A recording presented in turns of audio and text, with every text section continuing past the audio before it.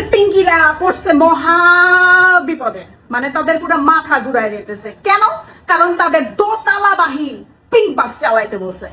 এক আপাত বইলেই বসছে যে এই দোতলা বাস, এই দোতলা পিঙ্ক বাস কি আমরা মহিলারা চালাইতে পারবো?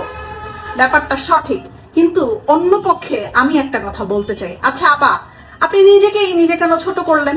আপনি একটা মেয়ে মানুষ হয়েও আরেকটা মেয়ে মানুষকে কেন ছোট করলেন? আপনি বলবেন আপনি চালাইতে পারতেছেন না, আপনি কেন শুধু কাজে এই কথা বললেন যে অন্য কেউ চালাইতে পারবে না?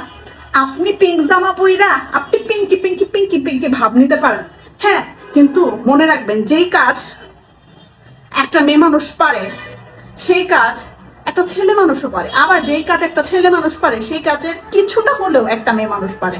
হ্যাঁ, অবশ্যই অবশ্যই এখানে কিছু ভেদাভেদ আছে, না হলে তো মেয়ে আর ছেলে হয় না।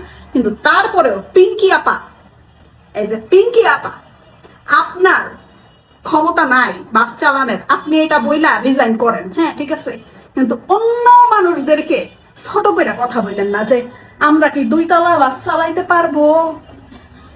বুঝতে পারছেন? আমরা মেয়েরাই না আমাদের মেয়েদের শত্রু, বুঝতে পারছেন?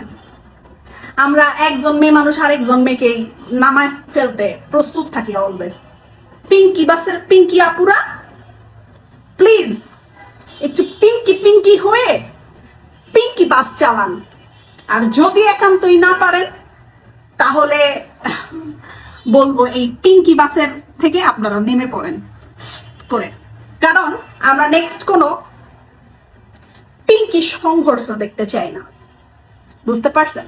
আর বাস ড্রাইভার অথবা বাসের হেল্পার মাইয়া হোক আর বেড়া মানুষ হোক, যেটাই হোক না কেন, হ্যাঁ, আমাদের যেটা দরকার সেটা হইতেছে